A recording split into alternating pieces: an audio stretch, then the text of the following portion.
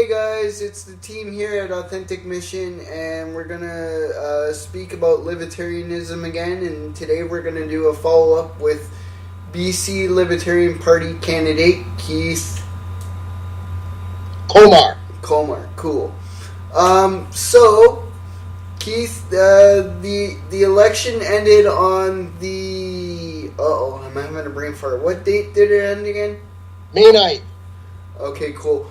And for those people that don't know, I believe the election went to a minority government, right? And the Liberals lost a lot of seats again, and they hung on with just enough to form a minority with the Green Party. Mm-hmm. So that's a very interesting development in BC. Is the Greens are going to have a section of power which they've never had before. So yeah, we'll be interested to see how that pans out. So for those of including me, like I'm learning, but for those who don't know, what is a minority government? Excellent question. So in Canada, to form government, when we vote in our party, whichever riding we're in, and from that, whichever party gets the majority of seats gets to form government. So in BC, we have 87 ridings. So to form government on your own, as a majority, you need 44 seats. Unfortunately, neither the Liberals or the NDP ended up with 43. With 44. The Liberals ended up with 43 seats. The Green have 3, and the NDP have 41. Okay. So there's a funny little dichotomy going on here. The Liberals can form with the Greens, but if the Greens decide that they don't want to form with the Liberals, they could also form with NDP. Yeah. So it's and then in our parliamentary system in Canada, it really the balance of power has just fallen to the Green Party at this point. They have all the options. They get to choose all the decisions.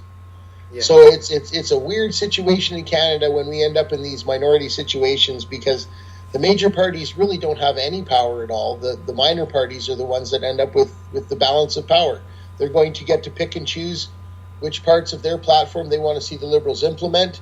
If the Liberals don't really follow what they want them to do, they can dissolve government at any time, and we end up back at the ballot. Mm-hmm. So it's a very, very fragile situation that we have in BC right now.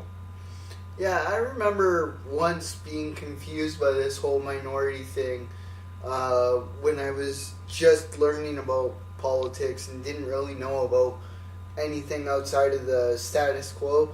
I remember minorities not really working that well. Like you said, that within 18 months, I believe someone said on CTV News, within 18 months, unless they can make it work, you guys, because of nothing getting done, we're going to be having an early election again. Would that be fair to say? Well, that's definitely a possibility.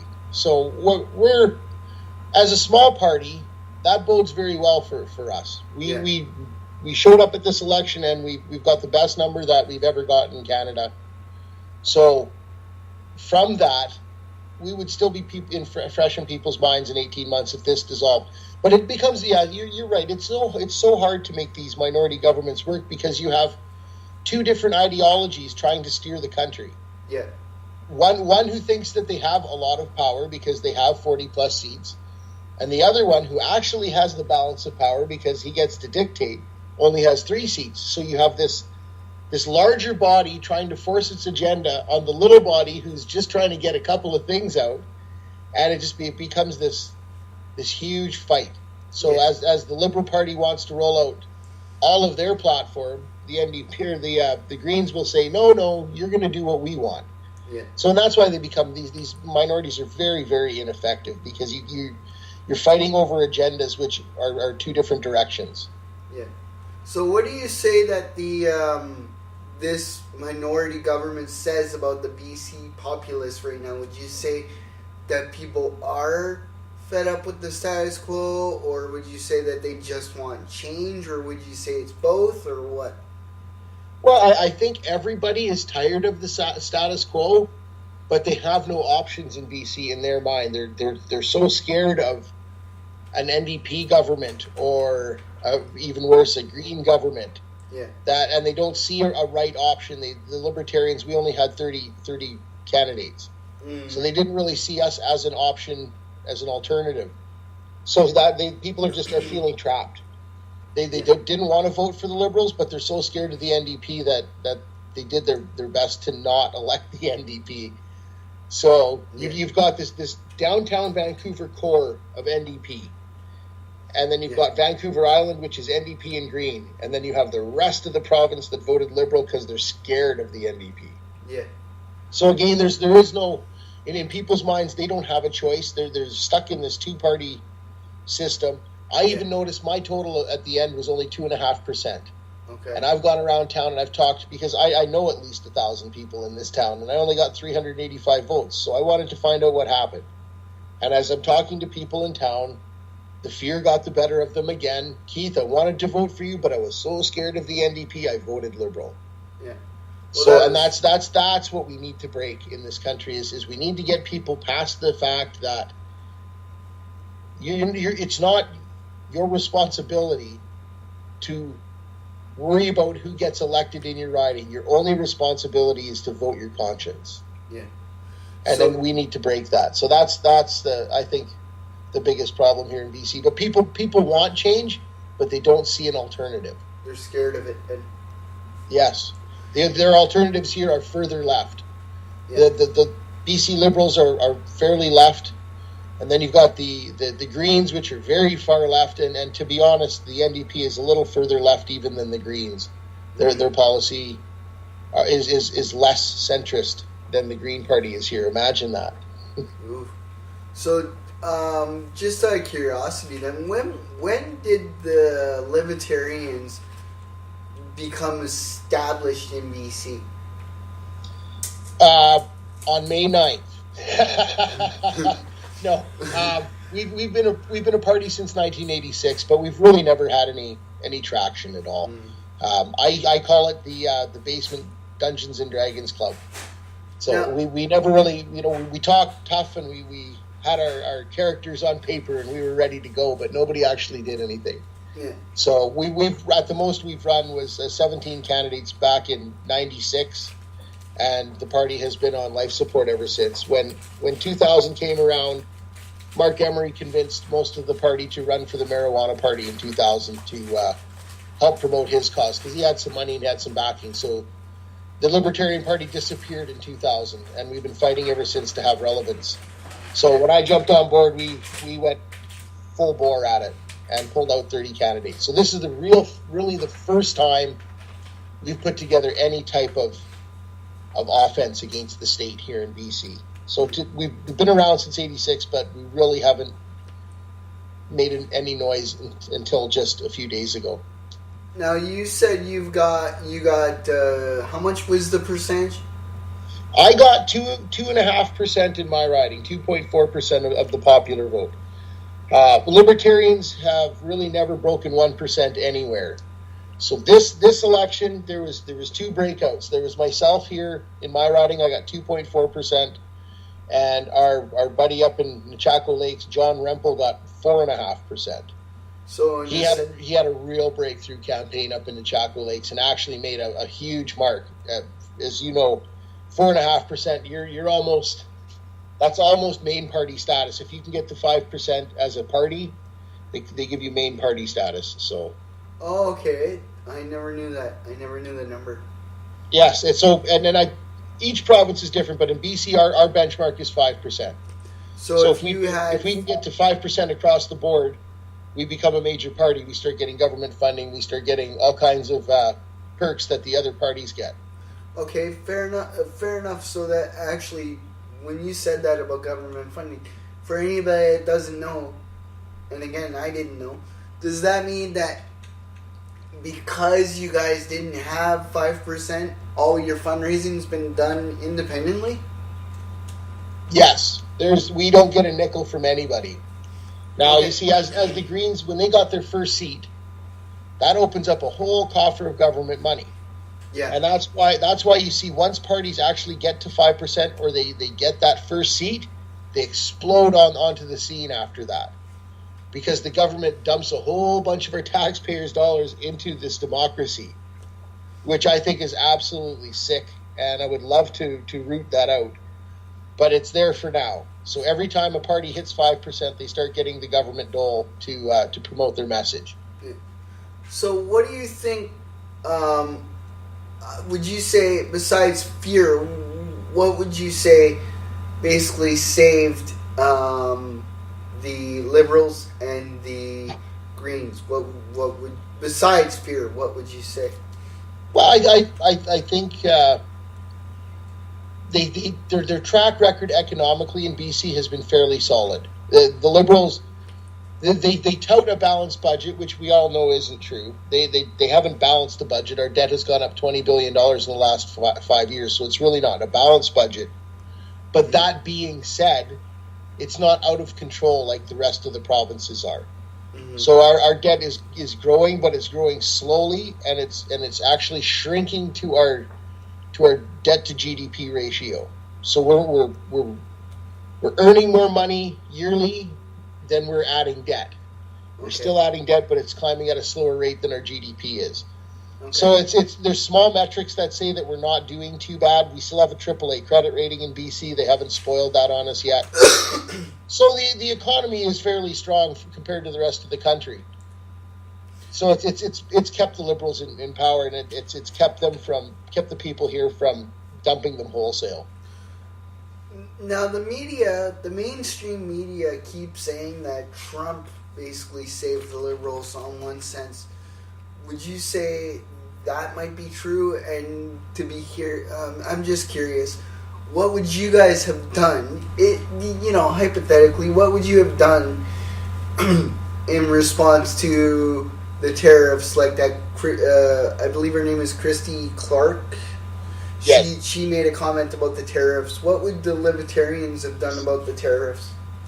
Well, first off, what she did was basically, if you look back in history, you go back to 1929 and 1930 in the United States, when they wanted to start messing around with trade, they passed what was called the Hawley-Smoot Tariff Bill. And it was to promote industry in the United States to work. So they put a tariff on everything coming into the United States. Mm-hmm. And it basically sunk them into a depression because everybody reacted and everybody became very protectionist in their economy. So we see and history repeats itself. We see the same thing happening today. Yeah. Trump has put the 20% tariff or 24% tariff on our softwood lumber because he wants into that milk market in Ontario. He wants to get rid of supply chain. So you have to look at how it is. We start with supply chain, then they put a tariff on our softwood, and Christy Clark's answer is, well, we'll ban coal shipments to the States. We'll ban that hot coal going to the U.S. So basically what we're doing is we're punching each other in the face, telling each other that we're hurting them, and we're only hurting ourselves. So as a libertarian, what we believe the answer is instead of depending on a $5 billion raw log industry to the United States, as soon as they put that tariff on, we should immediately answer by putting value-added sawmills on the end of our pulp and paper plants, mm-hmm. and process that wood ourselves. If we opened up all of these value-addeds, they've just been closed down since we've been shipping the boards to the States. So it's literally just turn these sawmills on and get the boards chopped in Canada, put the people back to work here. Mm-hmm. That would be the best answer. That would give us 90 days to find a place to trade that board. I'm sure China would buy it up in a heartbeat. And then we make the Americans' $5 billion a year industry invalid. And then they'll come begging us for that board because they need the board more than we need the trade. Again, we have to understand that we're in the position of power here, and if all we have to do is just a slight reorganization of our economy, and we make them completely irrelevant. So instead of punching each other back and forth, let's come up with a solution to this problem, and then really the solution is just process the board yourself. Yeah. Now, how are you feeling after the election? Great. Yeah, we were discussing that a little bit earlier. I've got such an election hangover right now. I'm completely exhausted. Mm-hmm. I'm on the board of directors, and I've got a lot more to my role than just running a campaign. So I've been all over the valley. I've been to Vancouver. I've been back and forth trying to make us relevant. Yeah. And I think I did a great job, and I think our party did a great job, and we finally made some noise on the big scheme of things. But I'm tired now. I'm exhausted. So it's going to be nice to just kind of not engage too much until June, and then we'll get back busy and we'll start working again. Yeah. Now, if they do have to call an election in that 18-month window we discussed earlier, how does the Libertarian Party of BC feel about that? Would you guys be ready to go again, or would it be a little bit more? Would you be worried even more about voter fatigue? I can't say the word. Sorry, I got a little bit of a speech thing sometimes. No problem. There's voter apathy and voter fatigue and all of that stuff. That I think if we go back to an election in 8 months, people are going to be very upset, and they're going to want change. If we can mount a lot better of a ground game this time, if we can have 60, 65 candidates ready in 18 months, I think you might see a shift in the vote. I really believe that. I think the only reason people didn't vote for us this time is they were scared we couldn't take power, and they didn't want to put the NDP in. They didn't want to put the Greens in. But because we've seen now that only 3 seats is going to be the balance of power in BC, that gives a different conversation if we go back to the ballots in 18 months. Mm-hmm. Then it's, well, hey, had you have elected us last time, we would have had the balance of power instead of the Greens. And wouldn't that have been a better situation? So I'm pretty sure that if we go back to the ballot in 18 months, we're going to be ready to go. The only problem is we're trying to coordinate federally for 2019 as well. So if we go back to the ballot in 18 months, we're going to have 2 elections jumping on top of each other. So that might create a problem for us. But I'm working right now, because of the possibility of us being back to the ballot in 18 months, I'm looking at making 2 teams. Yeah. I'm looking at getting a federal 42 set of candidates ready for the federal election, and then a provincial team as well, which is just a daunting task. But again, I'm going to take a few weeks off or a couple weeks off and let my head rest, and then when I come back, I'll definitely put that plan together. As long as that election isn't before Christmas, we'll be ready for it. Yeah. Now, you brought up earlier the debt that BC has right now. One thing that I think any voter of any party would want to know, obviously, is to secure their future. Now, obviously, we're about liberty and choice, and that does impact our future. But how would you guys fix the budget? Well, until you actually look at it on the inside, Stephen, you don't know where the waste is. Yeah. So the first thing that we would like to do, if we got a chance to form government, the very first thing we would do is we would do a 0-line item of the budget. There would be nothing sacred in that budget. Everything would go back to $0. And those people who now used to have a $20 billion budget in healthcare would have to show me or show us, the party, the validity in this money. Mm-hmm. So you would basically go through that whole budget line by line and say, where is this $650 going? Where is this $3,000 going? And eliminate the waste. So basically, that would be the first thing that we would do. Then probably the most important. Mm-hmm. Now, this election, and let's even say the election previous, have the membership numbers growing, or are they stagnant? Great question. When I joined this party in August of 2016, we had less than 30 members in the BC Libertarian Party. It was on life support. So now I can say that as of May 13th, less than a year later, we have over 150 members of the party. And we are very strong compared to where we were. We have money in the bank again. We're not a life support party. So last election, we saw no movement at all in 2013. This party didn't move. But this election, it's literally an exponential growth in what we're doing. The message is strong. The candidates that we did run are solid people, good speakers, salt of the earth type of folk. And that has shown up. The party is growing exponentially right now. Okay. So would you say, I mean, just out of curiosity, if things keep going the way they are, would you ever see at least one or two seats, do you think, in the next, let's say, I don't know, 10 years? Easily. I'm expecting a breakthrough in the next election. Mm-hmm.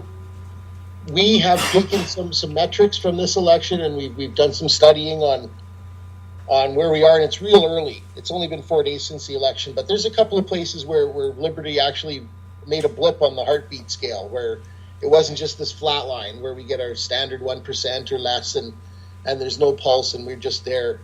There's a couple of ridings where we actually made that line just blip a little bit. And the next election, we're going to take some money and we're going to focus on those ridings that we actually gained a little bit of traction and try to promote that message there. So I wouldn't say in 4 years we would have a person in seat, but I would imagine 2 elections from now, you're going to see a Libertarian in office in BC. Now, that's my prediction. That would be cool. Just for even just for something new that can even open up the party even more. Because imagine how many people don't know about the party because you're not on the main stage. That's right, and that's what we need to combat. Mm-hmm. So how do you do that? Well, you find the markets that you actually reach people through your ground game, and you promote that. Mm-hmm. So we definitely want to see a Libertarian in office, and I'll tell you another thing is they're talking proportional voting here in BC on a provincial level. The NDP and the Green both wanted to bring in proportional voting. The Liberals said no, of course, because they're the party in power. Mm-hmm. But now, because we have this minority government, you might see that come to a referendum again in BC. And if that happens, if we end up in proportional voting, you'll see a Libertarian in Parliament in BC the very next election that we have that. Proportional voting would automatically guarantee us 1 seat. Now, for anybody that doesn't know, what is that? Proportional voting says that you will have 1 representative that is elected through first past the post. So every riding will have 1 representative that won their horse race in their riding. Mm-hmm. But then from the vote totals, there will be another group of representatives. In Ontario, they're called MPPs. In BC, they're called MLAs. We're members of Legislative Assembly. Same thing, just a different name. Yeah. But what you would see is a group of those that were sent in on a percentage of the vote. So if there's 100 seats and we get 1% of the vote, we get 1 of those seats. If we get 10% of the vote, we would get 10 of those seats. Okay. So what that will do is that will allow people to say, you know what, my vote does count if I vote for the Libertarians. Mm. The biggest fear right now people have is, I would vote for you, but I don't want to see my vote to go to waste. I made reference to that. Proportional voting would remove that. Yeah, I made reference to that last time, actually. Yeah, and it's common, and yeah. I've heard it on the street here too. A lot of people said, I would have loved to have voted for you, but I'm so scared of electing somebody else, and I know you're new. I don't want to waste my vote. So proportional voting would rectify that. People wouldn't have that fear anymore. Yeah.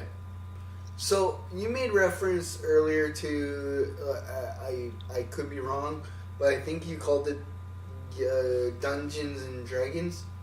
Yeah, our basement Dungeons and Dragons club. That was what our party used to be like. It was all basement meetings. Nothing was done on the ground outside. Yeah. It was all just conversation over the coffee table. Yeah. So how do we've talked about this before, but I keep bringing it up because it's so important for any party that wants to be established. How do we, as libertarians, how do you unify your message when, like me and you, personally feel like, yes, we need to find some sort of middle ground because the everyday middle person that hears all the time about splitting the vote and something new, and new is scary. How do we get to them? And because some libertarians, I'm sorry to say, but some that were covered, say in America, when Gary Johnson was running, there was some guys that were running for the membership or the leader of the party that, you know, they had the beards. They looked like a libertarian wild person. That's the message they wanted to put out there, which is fine for their choice. But how do we unify the message and not look like we're just a rebel party looking just for fun? And that's a really good question, because in the beginning, the problem is when you don't have enough membership to cover all of the ridings, you end up making bad choices. You end up just taking whoever's willing to represent you in that riding. Yeah. And from that, what happens is, well, some of those people aren't going to meet what we would call mainstream. Like they're not business people. They're not wearing suits and ties, and they don't. What's the word I'm looking for? They don't come off as somebody you could trust in your government, because of the stereotype. Yeah. So we fought that really hard this election too, was making sure that of the candidates that we do choose, that we're not making those bad choices, that it would be better to only have 30 candidates instead of running 50 or 60 and having just a bunch of wild people on the ballot. Yeah. So and I get that, and it's hard to stay relevant and to make those good choices. Yeah. So really what we need to do is, we need to have a solid message that attracts those people. I think we've done that in BC. If you look at our candidate list this time around, those 30 people that we ran are really solid candidates. We have, one of our candidates is a master in business and computer science, and we have a lawyer on the ballot, and we have, so we've gone across that bridge. We also have a miner, and I'm a bricklayer. So there's a really wide band of people that we brought into BC. But I believe it starts with just having a solid message, Stephen. Okay. If you put out a good message and a solid platform, people come to that and they respond to that. Now, all of you guys unified the message. Like, you didn't have one guy over here in one corner saying, little government, that's it, that's all. And then you had me, and then you had the lawyer guy that was was the message, in your opinion, from what you're saying, the message was unified? Yes, and now here's what we've done in BC that's rectified that problem. Mm-hmm. Being a libertarian is all about individualism. It's all about choice. Yeah. We don't want to necessarily unify the message 100% refined down to everybody saying exactly the same thing. Yeah. What we want is people espousing solutions to problems that fit locally, but also fit the libertarian message. Yeah. So, for example, when we're talking about our reform that you and I had discussed about reforming disability, there is no party policy on that yet. We are just starting to work that out from the ground. But I'm allowed to speak to it because of our individualism. And the message itself isn't unified on that issue, but we understand that it needs to be addressed, and we are, at this point, 30 boxes of innovation who are going to throw ideas at people, and from that we will form a message. But I think it's wonderful that we're addressing these bigger problems, and we're still liquid enough that we don't have to pin ourselves down to one solution or another. And as long as we're discussing things and making sure that the people understand that, the party hasn't formed that policy yet, but we're working towards it. And this is one of our great ideas. Yeah. So I think that's how we've kind of unified the message under this banner of liquidity, where it can flow a little bit and change as it comes down to the wire. And I think that's the best way to do these. The problem usually happens in politics, where a party will come with a very rigid platform, they'll lay it down on the people, and then when they get into government, they're like, well, we can't really do it that way, so they change it a little bit. Yeah. And the people go crazy over that because you promised them something. Yeah. And now you've changed that promise, and it doesn't even take you however long to do that, to make that change in your mind. So rather than come off with these very rigid platform planks, we've decided that that's not how government even works anyways. There is no rigidity in government. It's all liquid. So why come off as this rigid party? And we're trying to change that form. We want people to understand that we get that, and that we know that government can't just have a 4-year plan walking in the door and expect to be held to it, because it's never going to work that way. Things change. How could Christy Clark know that Trump was going to put a 24% tariff on softwood? It totally changed her approach and her platform as soon as it happened. Yeah. So we've come at it with a more of a liquid platform, and that's allowed us to unify the message, because it's given the candidates some leeway to have these discussions with people locally. And from that, we will form larger policies, but it'll still, again, it allows us to be unified and not unified all at the same time. It's a really neat, unique system that we've developed. I think it's working very well. Yeah. Now, this is a question both for me and for someone that wants to possibly join the Libertarian Party, but has some questions about a program that they feel is valuable, like me and you do.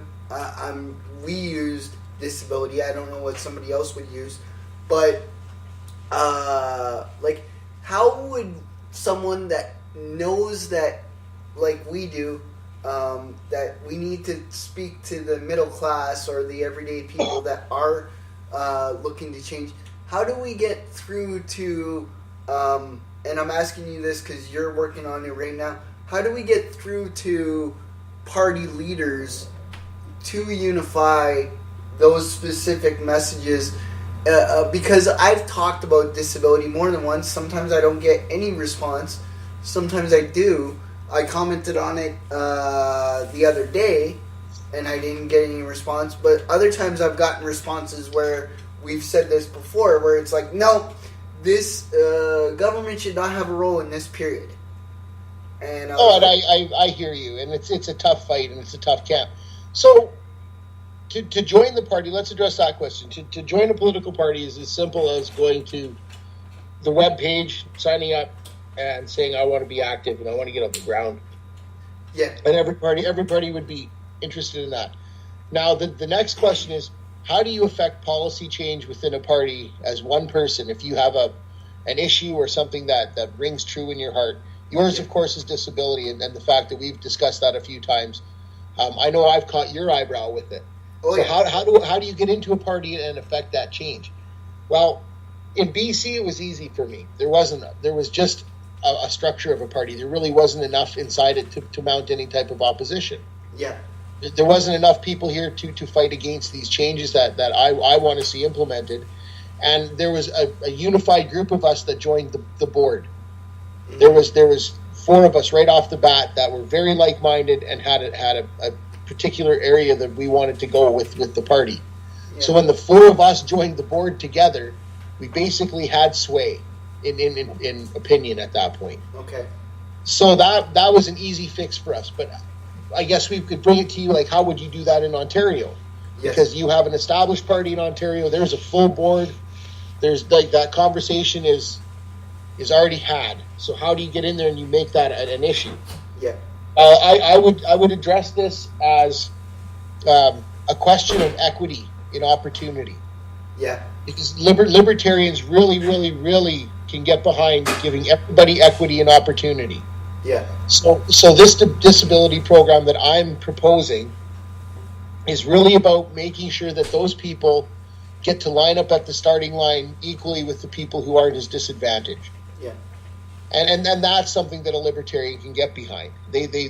Our policies and our conversation is all about equity and opportunity. Yeah. So that is how you get in and you affect that change. When you can make the libertarians around you understand that we need to make sure that the people who are on disability have that fair shake.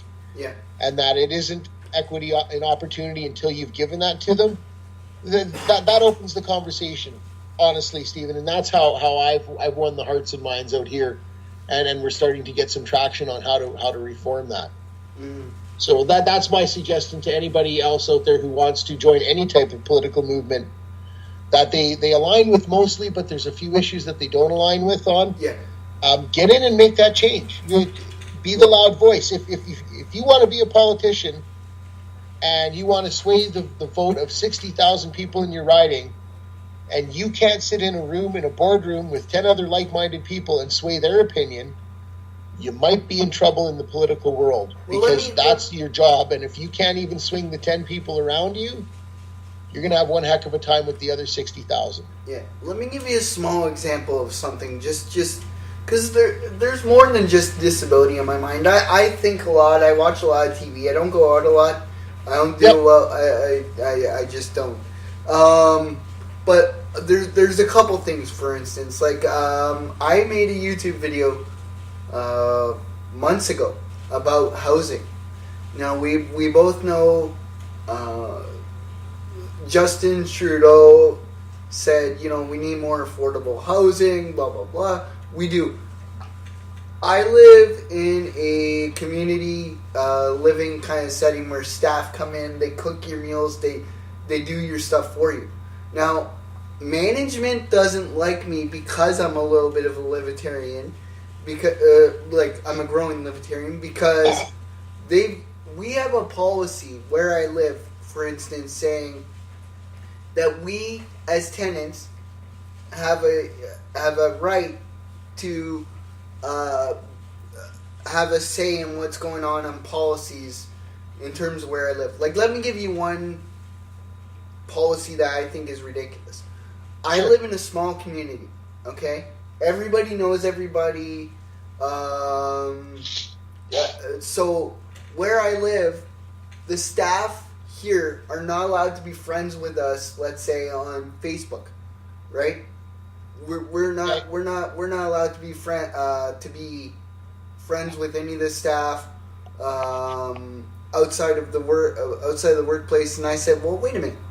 We live in a small community, so I've ran into it a bunch of times already, where it's like, aren't you so and so's cousin, or aren't you so and so? You know what I mean? Yeah. So then you get to know each other, and plus, I mean, like, not to be a pig, but let's be honest. These people see us more sometimes than they see their own family. They help us wash. They see us naked, for God's sake. That's just the way it is. Yeah. We all know each other, right? So I made a video once about housing, and I said, look, if your housing is funded by taxpayer dollars, should we not have a say in policies and da-da-da-da? And one guy, I don't know why they said this, and heads up to anybody that's listening to the video, I don't mean it as an offense, but somebody said to me, oh, well, if you're complaining about housing and stuff, then you must be Native. And I was like, wait, what? How does me complaining about housing have anything to do with my ethnicity? Which, by the way, I'm not Native. Not that there's anything wrong with that, obviously. But that's where it blends into. I've ran into problems where I have, unfortunately, wanted to walk away from looking at libertarianism, because instead of, like we said before, this is why you're wrong, or this is what you're not considering, instead of nice conversations like that, or little comments like that, you're getting rude comments like, well, you must be Native, and government should be staying out of housing altogether. That's where I think we need more people like me, you, and I can name some of our mutual friends, where we need to have discussions with each other, not arguments. You know what I mean? Well, that's the biggest knock on libertarians is not only are we right all the time, but we're stubborn. Yeah. So our conversations are mostly condescending. We're coming from a position where we're always right, you're wrong. We have an ideology, you're just a political party. So it's very, very heady and very condescending, the conversation. So what we're trying to do here is we're trying to work past that and get to a point where everybody has an opinion. Yeah. And from that, we're going to work forward. But you're right. The libertarian camp, and this is going out to anybody who's listening that's libertarian. Stop with your virtue signaling. Stop with your, holier than thou identification of other people. Yeah. Just because someone believes that we need to support housing somehow doesn't mean they're Native, and it doesn't make them non-libertarian. What it means is they might not have a full grasp on what we're discussing with non-intervention, why the government shouldn't be involved, and in that. So what they should be saying to you, as opposed to you must be an Indian, is the conversation they should say is, how are you going to justify taxing people to fund that? Because you're basically redistributing. Yeah. So that's what the conversation should be. It shouldn't be the fact that you have compassion, because really that's all you're saying by saying, I think that there should be funding for housing. You're saying, I have compassion and I think there's a hole in society that we need to fill. Or now, the libertarian answer should be, well, is there a private way to do it without the government? Well, that's what I was just going to say. Or at least one other thing I was trying to say, that video was, I'll send it to you, by the way, but but that video was specifically trying to say, if my tax dollars are going to this housing, then you should have a say in that. Yeah, why shouldn't we get a say in what the policy is? That's right, and you're 100% correct on that. Mm-hmm. And and again, so what the person who commented on that took from that was not that you should have a say in that, but that you support the fact that money is being there. Where from what I can take from the conversation is you weren't making conversation either way on whether that money should be there. You were making commentary on the fact that if the money is there, we should have a say in how it's spent. Exactly. And how the policy is used. And you're right. Yeah. So the person at the other end didn't catch the whole conversation and went off again. And that's another huge knock on libertarians is we are holier than thou 99% of the time. Yeah. And that goes right back to Ayn Rand. I'll tell you, there's a conversation that I watched in an interview with Milton Friedman from the 80s. And he's talking about how him and Friedrich Hayek and Ayn Rand were sitting in a room discussing libertarianism. Imagine the conversation that went on there. But within 20 minutes, Ayn Rand was so disgusted in the fact that Milton Friedman believed in a small state and Hayek believed that there can be compassion in government. She stood up and screamed at both of them and said, "You're both effing statists," and left the room. Yeah. And now you've got Milton Friedman and Friedrich Hayek, who are probably two of the most libertarian people you'll ever meet, looking at each other going, she just called us statists. Yeah. And that's indicative of where we are in libertarianism, is there's this camp of holier than thou people who are right and they're right and that's it. We are right and there is no room for state and there is no room for government. We're going to just burn it all down and go back to, voluntarism. Yeah. And that's not where we are society-wise anymore in our minds. So that would take 50 years of reprogramming to get people back to that point. Mm-hmm. And that goes back one more time to the conversation of, do we stand in the end zone across the whole football field and wave at people and tell them this is where freedom is? Or do we walk across the field and take their hand and say, let's go for a walk, and start walking them back towards liberty? I would argue that everybody's idea of liberty, where liberty is, again, back to what you said about the individualism. What's liberty to me might not be liberty to you, even in some sense. Even though it sounds like me and you would sit back and have a joint together and just hang out. we would be very same page, I'm sure of it. And again, that's the beautiful thing. But you're right. It's how do we get everybody under the banner? Yeah. And so I contend that to get everybody under the libertarian banner is we have to understand that, okay, our platform has to be very, very, very, very limited in what we espouse. That's going to be pinned down. We can't get everybody underneath the banner if we say that, we believe in a welfare state. the libertarians aren't going to get behind that. No. So we have to be very slow in that progression. Mm-hmm. We're going to have a lot of libertarians under the banner if we go to flat tax, and we make very general statements.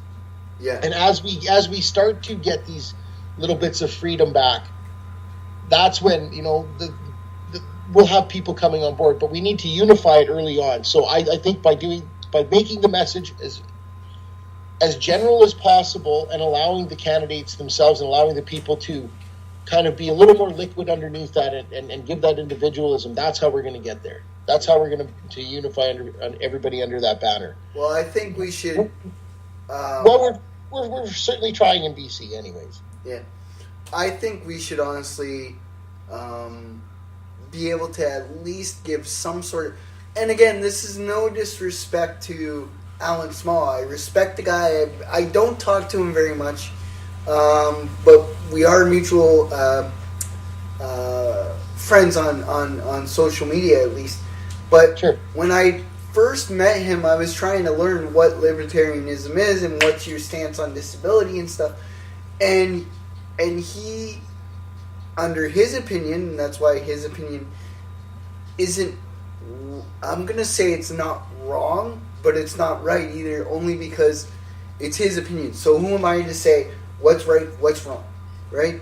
Right. So, but one thing that, like, he did say to me once when I was asking him these questions about disability, he's like, you might want to take a test to see if, I can't remember his exact words, so I'm paraphrasing. Yeah. But he said, you might want to take a test to see if the Libertarian Party's a fit for you. And I'm going, I like the Libertarian Party, but again, growing up with the middle class, we need to answer these questions for the middle class.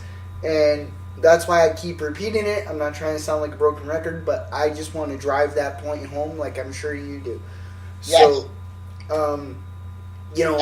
equity and opportunity. Yeah. Steve, is where that comes to. And the libertarians, because it comes down to the real simple basic fact that a libertarian literally sits on the couch and asks himself two questions about every policy that comes across his table. Yeah. Is it hurting anybody, or is it stealing from anyone? Yeah.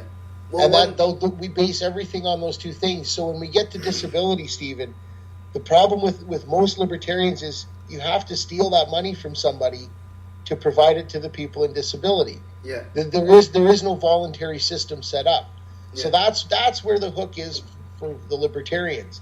And my contention is right now that the state is already neck deep involved in this. Yeah. So what we need to do is we need to form a policy that takes the government out from being neck deep and put it back onto hip waders or just to our knees. So we need to lower that government. We're not going to get rid of it in our first chop. Mm. So we need to come up with a policy that addresses those people on disability, but reduces the harm, reduces that theft to everybody else. Yeah.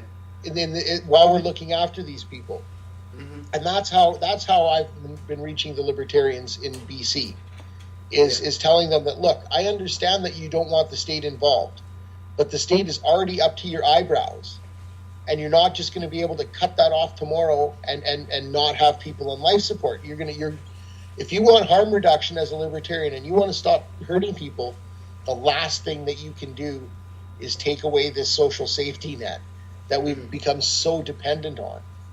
And that's where the conversation needs to go. I understand that force shouldn't be used, and I understand that we shouldn't have a government state that provides all these things. Yeah. I get that in my heart, but we're not ever going to be there in this country. So we need to come up with some type of compromise, something down the middle that covers that altruistic need of people, but at the same time isn't bleeding us dry. Yeah. Because that's where we're at right now, is the state is bleeding us dry and doing nothing for anybody. They're giving little pittance back across the board. Yeah. So that's where you're going to get traction with guys like Alan, who are very, very strong on the fact that we don't want the state involved. Mm. And we're going to reach those people by giving them that compromise and allowing that state to shrink along the way. Can I give you 4, I believe it was 4 that I worked out, 4 things that are important to me when it comes to liberty and protecting everybody. And I want your opinion on this because, again, I'm a growing libertarian, so I want your opinion because I'm open to hearing other points of view. And this is one thing that I think any level of government, these are a couple things that any level of government should really think about in terms of libertarianism and being in liberty and choice, Sure. and protection too, because we are the libertarians are, from my understanding, about still protecting everybody's liberty, but still protecting everyone, like physically. There has to be we want to keep people from hurting each other as well. Yeah. Without restricting their freedoms, as you know, there has to be the balance, but the least amount of interference to allow the most amount of protection and the maximum amount of freedom. Yeah. Is how we want to be. Yeah. So again, these are 4 things that I think we should focus on, or that I think we should consider would be a better word. One would be, of course, the disability thing and a system of empowerment. 2 would be protection of freedom of speech. Yes. And freedom of religion as well. Because I believe, because I am a spiritual person as well, I believe, to be honest, that Trump and all this Muslim ban and all that, and a little bit of Trudeau too with his, I don't know how to describe it with Trudeau, so I'm gonna have to take a second to think about this, but think about that part of it. But I feel like and nothing against the Muslim faith at all. I don't know much about it, so I'm not speaking ill of any faith. But I feel like now, with Trump and Trudeau focusing so much on refugees, that now other religions are being kind of, for lack of a better word, pitted against each other. And I believe that we're going to end up with a one world religion, which is kind of like, that takes away from individual choice. Yes. You know what I mean? And, yep. and also, like, this, they keep talking about the anti-Muslim bill. First of all, it's not a bill. So that's... No, it's motion. It's a motion. Yeah, M103. They're setting the narrative of motion and freedom of speech and anti-religion and anti-religious discrimination, which, again, to me is going to bring about that one world religion, which, you know, like, I don't... You're never going to see a one world religion, but I understand where you're going with this. Yeah. Okay. I know where your narrative is following. Okay, cool. Do you want me to speak to religion right now, or do you want to lay the other 2 on me and then let me ramble for a while? I'll lay the other 2 on you. All right. One, all governments need to... the other one is all governments need to come up with tougher internet laws. In terms of, like, protecting our right to free speech on the internet, unless you're saying something like, well, I'm gonna go kill this group of people, or, you know, like, screw we this should group. mass and kill this group of people, or Muslims should all be hung by their toes. Yeah. Or, like, when you're espousing injury on another person, that should be limited. Yes. Yeah, and even on some level, even now this is going to be a little bit trickier in my opinion to enforce, but even, like, on some level of hate, like, let's use this for an example. I'm gay, right? Yep. My former roommate was 1 minute anti-gay and, you know, telling me how it's wrong and I would tell him, okay, that's your opinion, whatever, leave it as is. I didn't sit there and pull a leftist, like, oh, you're being judgy, leave me alone. I didn't go crying to the wolves, or I didn't go crying, you know what I mean? But I did say, okay, you stated your opinion, I stated mine. I don't shove my lifestyle down your throat. I don't walk in and make, gay jokes and make you uncomfortable. So you got your opinion, I got my opinion. But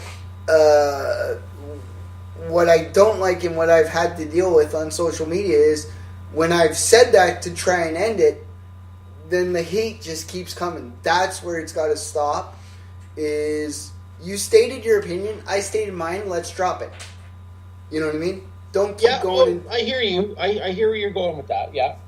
And also, and one thing that people don't think about, and again, this part's a little bit controversial, is we need tougher laws when it comes to the internet in terms of the content creators. There's a couple reasons for that. One, look at all the violence that's been going on Facebook, right? With the people getting killed, people getting hurt, even some of them in Canada. It's like we need to crack down a little bit more on companies like Facebook and content creators, right? To protect everyone, you know what I mean? That's where it kind of like focus on the content creators and leave the little guy that wants to make a comment or two on Facebook about even if it's an anti-gay comment on Facebook, state your opinion, leave it. What I don't like is stuff like Facebook shutting people down because they share a picture of themselves, and all of a sudden they're deemed as it's a sexual post or whatever, and yes, their picture gets taken down. You know what I mean? What do you? Am I being? Yeah. Is that making sense? All right, so like we need tougher laws on the content creators. We need and this is gonna sound controversial, but bear with me on this. I am. One thing that keeps popping up occasionally on W5, and one thing that I've noticed with this generation is too many people are like, oh, they watch over that stuff on the internet, and I'm gonna give you an example on why we need tougher internet laws. Look up the if you get a chance, look up the case of Chris Birdman Anderson. Okay. He's a basketball player that was conversing with it's a little bit more complex than what I'm going to say, but I'm going to try and explain. He was conversing with a fan, or so he thought, on social media, and the fan was conversing with him, but there was like a catfish in between there where she was playing both of them against each other, and this guy was conversing with this fan who said she was 18, or was it 18 or 19? She said she was 18 or 19. She went to a state to meet up with him. They sent each other pictures back and forth. Next thing you know, due to this catfish kind of playing the both of them, he's getting blackmailed for X amount of dollars because it turns out that the woman that was saying she's 18 or 19 wasn't actually 18 or 19. She was 17. And in that state, the age of consent was 18. And that catfish was from Canada. She was playing both these people in the States. She got 1 year in jail, 1 year house arrest for basically ruining this guy's career, and at the same time this fan that he was conversing with, because like I said, the catfish was playing both of them. She was caught in a compromising situation as well. And one thing that I think we should do, and this goes for the states and the provinces and everything, like for states and provinces, is forget this. One state is the age of consent is 17. One state the age of consent is 16. One state the age of consent is 18. Ontario, the age of consent is 16. You know what I mean? Like, Yeah. we need straight up. Because I mean, not that I'm victim blaming for people that have been victims, but some people, like this fan, lie, right? Yeah. Because she says. Well, and again, so the catfish got a year in prison or a year house arrest, correct? Yep. Okay, so that the law is there. She's been dealt with. Yeah. And I like the fact that she got something. Probably not harsh enough.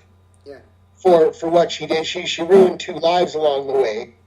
But I like dangerous freedom more than I like very comfortable servitude. So for me, that one I like less law on the internet, but I like strong ones when you mess up. Yeah. So I don't know. I'm kind of on the fence on that one. But anyways, like we can carry on. Give me your fourth one, and then I'll roll through these, and we'll give you some answers across the board on this stuff. My fourth one would just be like, would just be the fact that, and this goes right now to the States, but I can see Canada bringing it in where Trump basically signed this thing where your internet provider can sell your browsing history. Not that you should have anything to hide on your browsing history, but at the same time, it's kind of like it shows what you've been saying and what about technology ruining a lot of things. I got a flip phone. Okay, I do have a cell phone. I need the cell phone for safety if I ever get the wheelchair stuck and stuff like that. But I got a flip phone. You know what I mean? And I don't think, whether it's America or Canada, I don't think that these these companies should have a right to sell your browsing history. I agree. I agree with you 1,000% on that. But now again, they line these up in the terms of agreement. Mm-hmm. They basically force you, by using their service, they're forcing you into selling that information to them. Mm-hmm. So we need to make sure that people understand that they have to read these terms of agreement, and we need to start promoting people who don't sell that information, because everybody does it right now, and it's right in that terms of agreement. So it's a huge issue, but until we as people stop using these companies that put that in the terms of agreement, we're kind of stuck in it, right? Mm-hmm. Exactly. I don't think it should be illegal for the company to sell that information either, but I think it should be part and parcel with you. If they're going to sell your information, shouldn't you get a piece of that? Good point. So okay, so here's what we'll do. I'll go to the top and we'll work our way through this stuff. Yeah. And then I have some answers on that one too. Okay. So let's just do that. So we'll start at the top. You wanted disability, and then the conversation of disability being raised to other libertarians and having them understand that it's important and that it has to be addressed. So it's conversation, really, Stephen. It's conversation. It's getting active in these parties. Yeah. And it's making your voice heard. The policies don't change until people with different ideas join the board. Mm-hmm. So that's what we did here in BC. We've taken over the board of directors. We're still libertarian, but we're minarchists. We're not anarchists. We believe that there has to be a minimum state, and where that state needs to be, it needs to be very focused and robust. It has to be full on instead of the half-hearted approach that government likes to take on issues. Mm-hmm. So get active, join your parties. Our party is libertarian.bc.ca/join. So join the party, make your voice. Yeah. So let's go. Oh, you're echoing on my end now, Stephen. What? My voice is coming through on feedback. No, there you go. We've got it now. You fixed it. Cool. So let's go to number 2. Speech and religion. Yeah. and freedom of speech. So we should be as free as we want to espouse these religions, and every religion should be allowed to practice. Yeah. Right up until the words out of their mouth are requesting other people to injure someone. Yeah. Free speech goes as far as it can, and it has to be, this one for sure has to be protected to its maximum ability to speak. The only thing that should be considered against the law is when you literally say it's time to grab bats and start beating up those fags. Yeah. That's illegal. That is, you are now espousing injury on another person, and that should not be protected by free speech. Every other type of speech and every other type of religion should be protected. Religion should be protected right up until it's causing injury on a human. The snake bite religions, where they all sit in a place with 1,000 rattlers around them and they pray to God and God will save them from the rattlesnake bites. Yeah. That kind of stuff should be illegal. You're causing injury on people. You're taking them down a dark path. Yeah. So that's where the line needs to be, but it needs to be very far, very, very, very far to the end, and only certain very small things should be banned. So we have to protect that and make sure that that's to its maximum degree. If we lose our freedom of speech, we're in trouble. So this motion of M103, it is not a bill, it is a motion, but the insidiousness of that motion, the danger of it, is when they say they want to strike a committee of the government to eradicate Islamophobia. Yeah. That language alone, that one sentence is very dark, because it opens you up to all kinds of nasty interpretation. How can you eradicate an irrational disease? Because phobia is a disease. A phobia is a rational fear.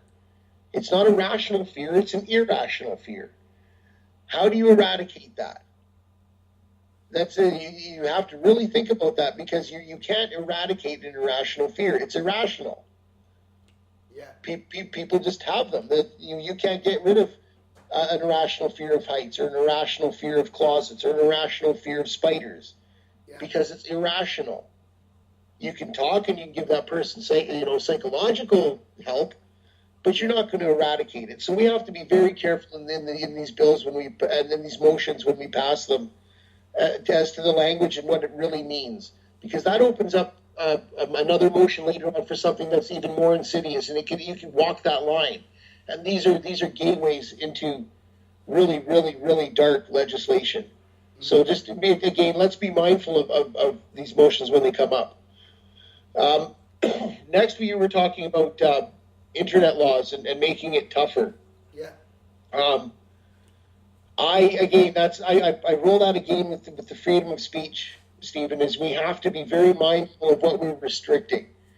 And again, I don't want to see a bunch of people running around bashing gay people, even after you've said, well, you've said your piece and I've said mine, and let's leave it at that, and they continue to bash. Yeah. I don't see it as illegal. As immoral as it is, it's not. To me, that's not illegal. We need to keep that open. The minute we start restricting speech on the internet or anywhere else, it's a gateway to taking away things that are a little more comfortable. So I always say it this way. It's like political donations. I run it in the same way. Should we make it illegal for corporations and unions to donate to political parties? I say no, because when you make it illegal, they do it anyways, but then they do it behind closed doors. It becomes a lot harder to find out that they're doing it. So to have someone openly bashing gay people on the internet is actually a good thing, because we know who he is, and he's wearing a sign on his face that says, I'm a bigot. Yeah. And you can identify that person. If he's doing it behind closed doors, that becomes a problem. Okay, what about someone like Mile Ventimiglia, though, for example?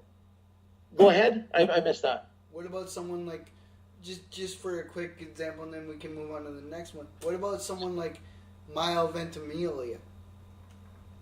I don't know that person. Wait, I might have said his name wrong. I'll say. Are we talking Milo Yiannopoulos? That's it.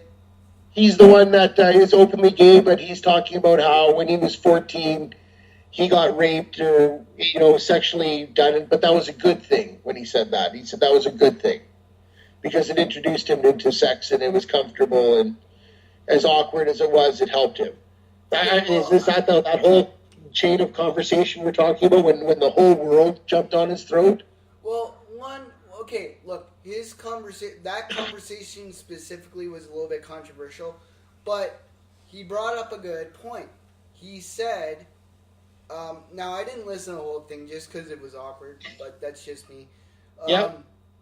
But he did say, my first serious relationship, yes, I was with someone that was 20-something, and I was 16, but the age of consent in Britain is 16, but the part I was referring to when it comes to him was his fact of, I believe he's one of the, I can't think of the word, but I believe he says what he says, not because he doesn't believe it, but because, one, shock value gets attention, and he makes a point. Two, I think he also does it for publicity because that's his job, right? Sure. Sure. But I'm saying more of his attack on the, I can't think of her name. Oh, Leslie Jones. Okay. She's the black, and I don't mean that in a bad way, but nope. the black actress from Ghostbusters, and he was making references to her being an ape, and then Twitter canceled his account. And at first I was like, yeah, stop the bullying, stop. But then I thought about the free speech aspect of it, and I'm still occasionally go back and forth on it. Well, it's tough because we have feelings and we're moral people, Stephen. So we want to see immorality checked. Yeah. But you can't stop it by prohibiting him to say it. Yeah. The only way you're ever going to reach Milo is through conversation and to have him come to light, so to speak. He needs to come to these realizations on his own. And banning his speech just flames the fire. Yeah. And again, that goes back to that whole conversation of I'd rather have a dangerous freedom than a comfortable servitude. Let him speak. It paints a target on his back. Not just a target, but it paints a bulletin board on his back and says that I am a racist against black people, or I am, for whatever, wherever you want to take that in your mind, how you interpret it. If he doesn't say it publicly, you don't know that. Yeah. And therefore, you can't form that opinion. So the information being out there, the conversations that he has, allow you to paint a better picture of who he really is. So definitely he should not be banned. I don't agree with 90% of what Milo says. Yeah. But I like the conversation. I like it to be open. So again, that's something that me and you are on the same page about, because I like his gutsiness, but I also feel like if I was to meet him face to face, I'd be like, "You're an asshole." Yeah, a douchebag would be the word that came out of my mouth. You are a douchebag. But yes, we need to come down on Facebook they're not really content creators. They're platform providers. The thing with Facebook is we all create content. Facebook just allows us the platform to share that. So they're not really content creators. They're platform providers. But we need to come down on these platform providers when they restrict speech. Yeah. They should not be allowed to do that. Yeah. Now, what about, have you ever seen, I think it's available on YouTube. Check it out. It's called, it's a documentary called Facebookistan. Wow. No, I haven't seen it yet. Oh, it's good. It's this guy in Germany that shut down his Facebook. And he was like, well, he was finding out that from everything he shared, they had thousands and thousands of pages of information on him. Yes. So he sued Facebook to get his information and keep his right to it, because they still had all his information. But then there was also another slippery slope with that documentary, which again you should check it out. I will. There was advocates, gay rights advocates, and performers that created Facebook pages under pen names and under work names to protect themselves from any violent people that don't agree with their advocacy. So, yes. And then one day, for instance, this one gay rights advocate woke up and all his information was changed on Facebook to his real name, to his birth date, to it.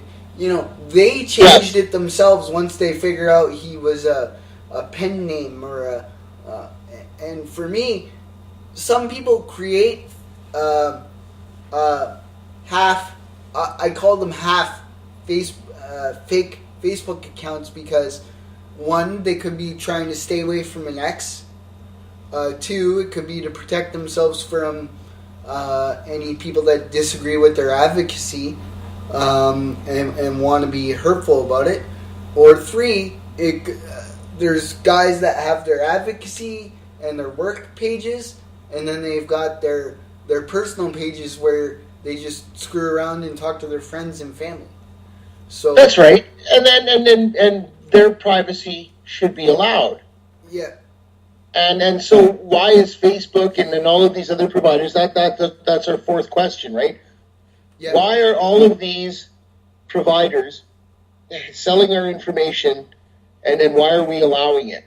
Well, because it's a new medium. We don't understand, as people, we don't understand what's going on a higher level. And we're so disconnected from things now that the terms of agreement that we see, we just click on it automatically, yes, and we go ahead. Yeah. And they're like 17 pages long. Well, yeah. So we're agreeing every single time we join a new place, we're agreeing to this information sharing. Mm-hmm.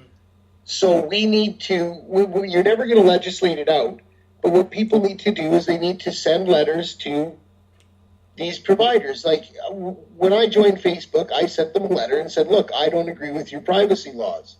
I don't agree with you sharing my information. And I don't agree with you forcing me into that contract just to be a part of your medium. Mm-hmm.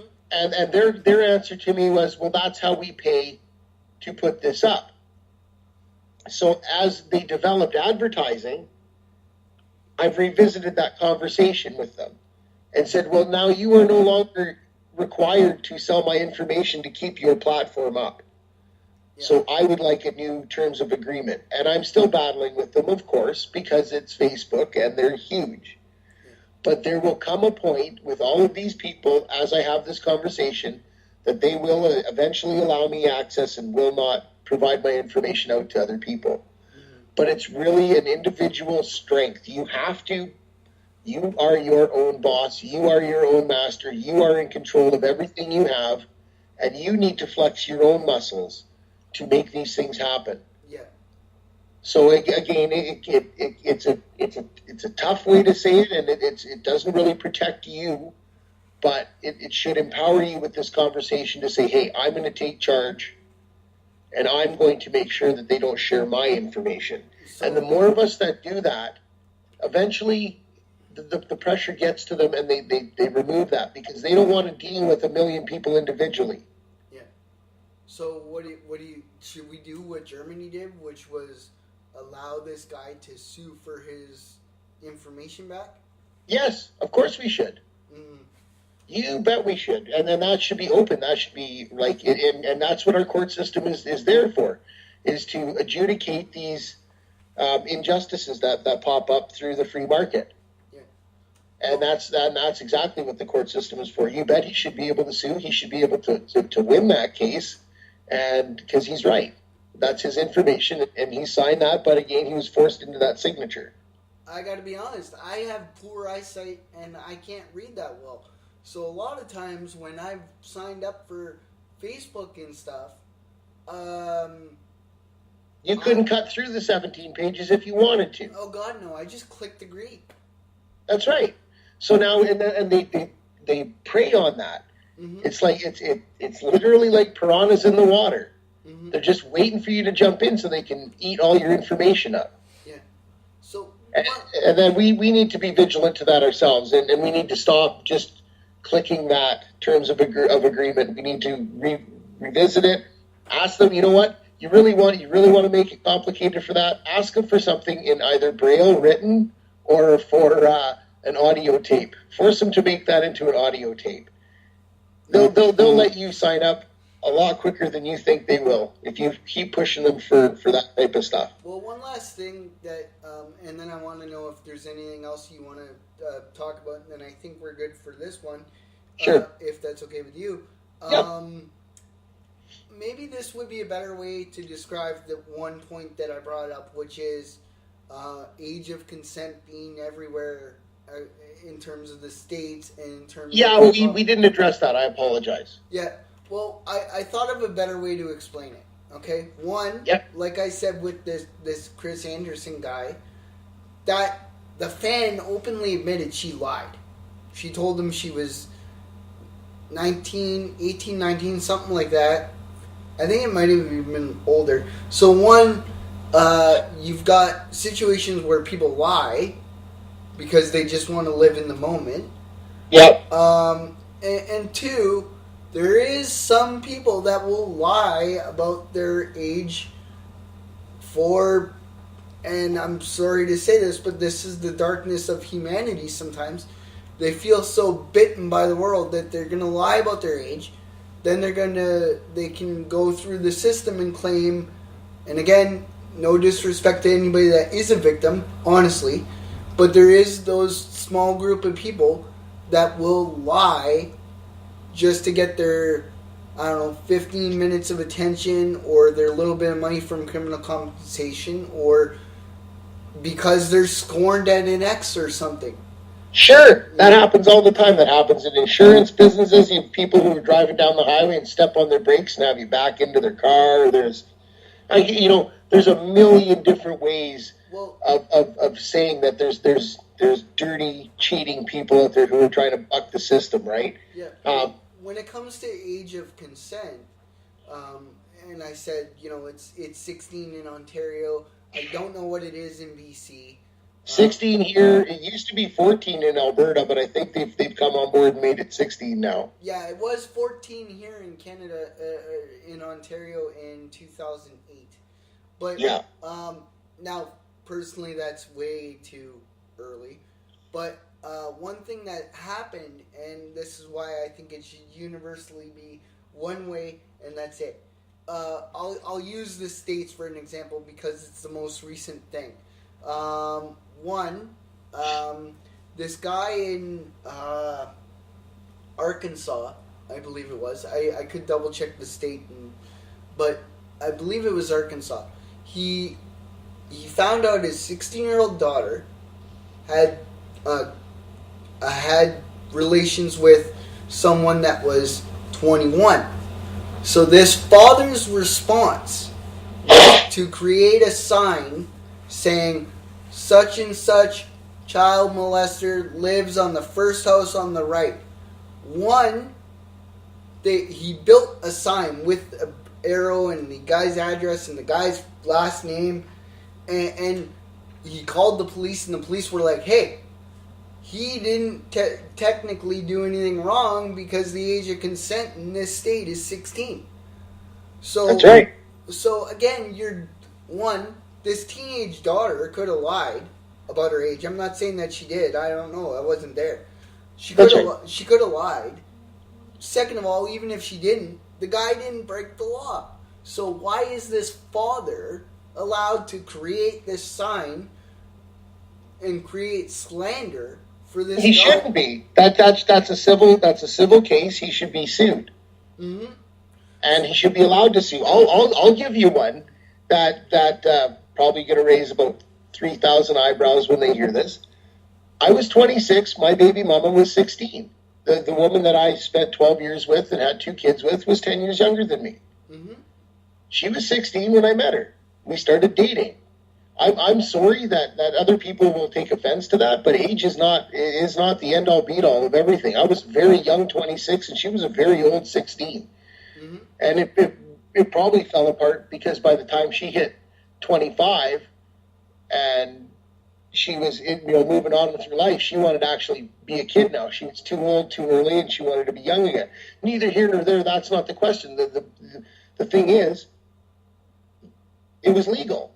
We were in love, and who's to say that is wrong or right in someone else's eyes? We made 2 beautiful children. We have we had a great life together for 12 years, and it's nobody else's business really to stick their nose in that. No, exactly. So and again, if someone was to come to me and slander me on that, I would sue them. There's no way you can ruin my name for that.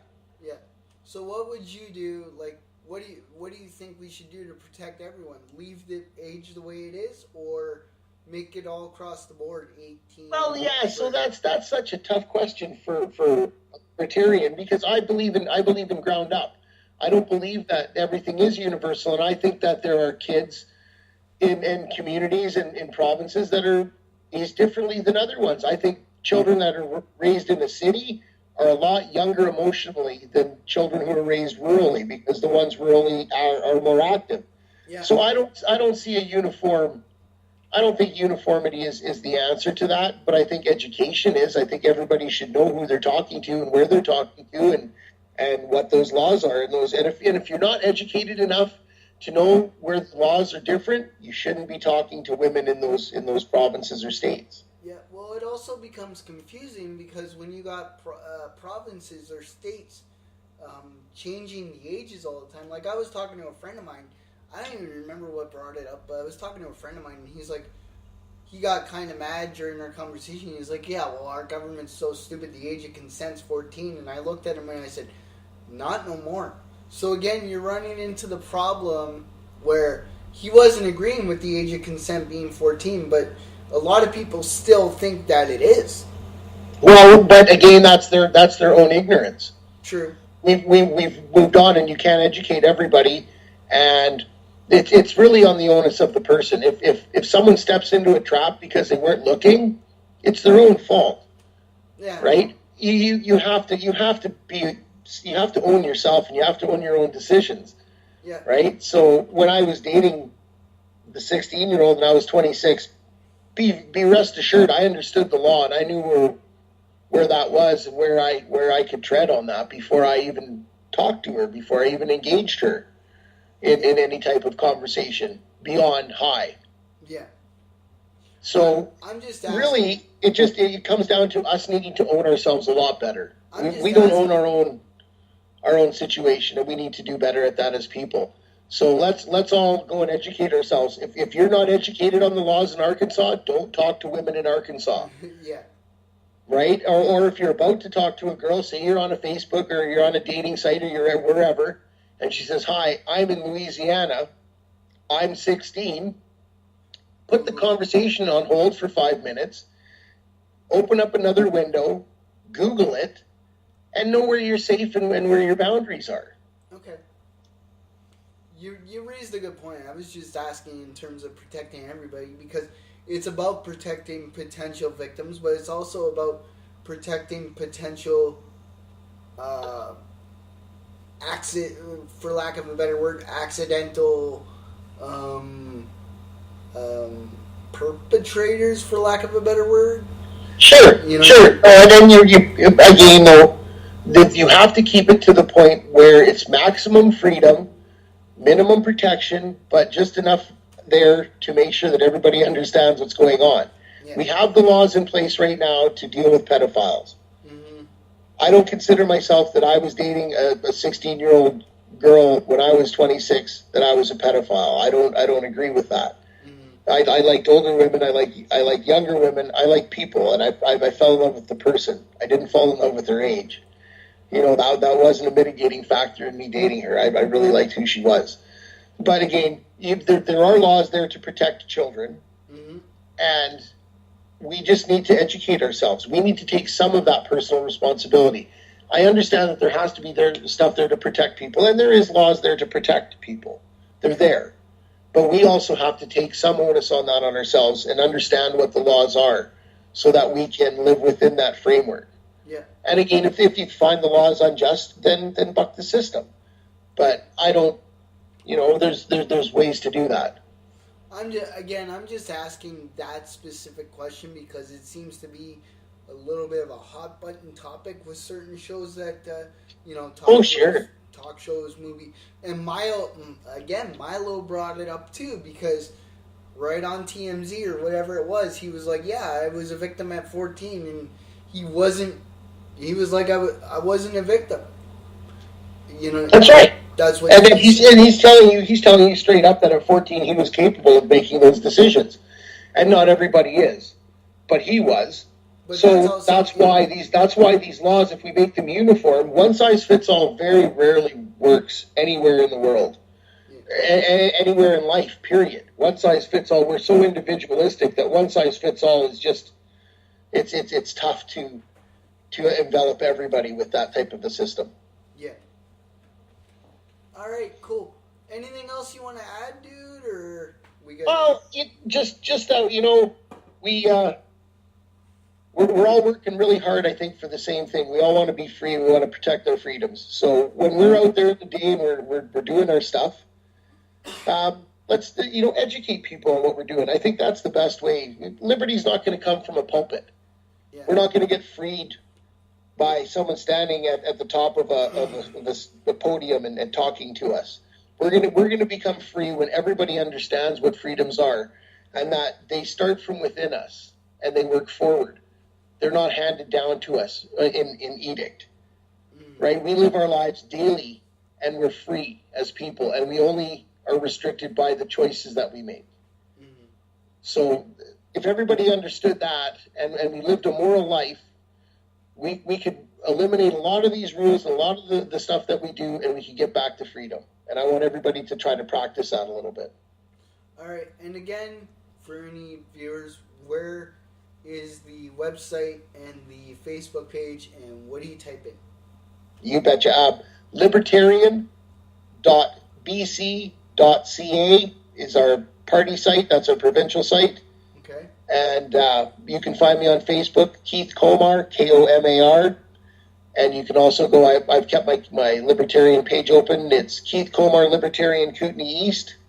That page is never going to close. That's going to be open all the time. So come find me there, and I would love to have a conversation with you. All right, cool. Thanks a lot for a good interview today, and we'll touch base soon, buddy. You betcha. Always my pleasure, Stephen. You have a good day. All right, later. Bye now.